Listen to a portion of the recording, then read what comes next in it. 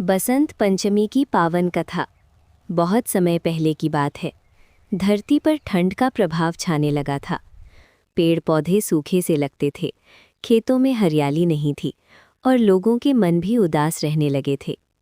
तभी एक दिन माघ मास की शुक्ल पंचमी आई।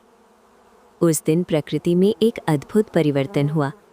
सरसों के खेतों में पीले फूल खिल उठे, आम के पेड़ों पर बौर आने लगे, हवा में मधुर सुगंध फैल गई।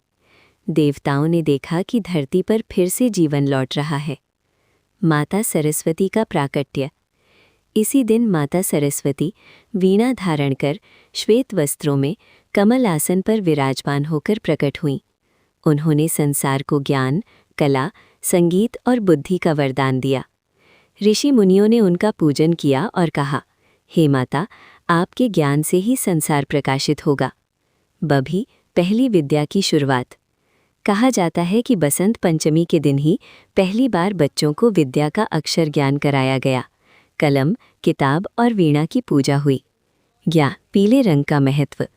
पीला रंग बसंत का प्रतीक बना, आनंद, ऊर्जा और शुभता का चिन्ह। लोग पीले वस्त्र पहनने लगे, पीले पकवान बनाने लगे और हर्षोल्लास से पर्व मनाने लगे। तभी से परंपरा बनी कि बसंत पंचमी के दिन विद्या आरंभ, ज्ञान की आराधना, प्रकृति का उत्सव और नए आरंभ का पर्व मनाया जाए। संदेश। बसंत पंचमी हमें सिखाती है कि जहाँ ज्ञान है वहाँ अज्ञान की ठंड नहीं टिकती।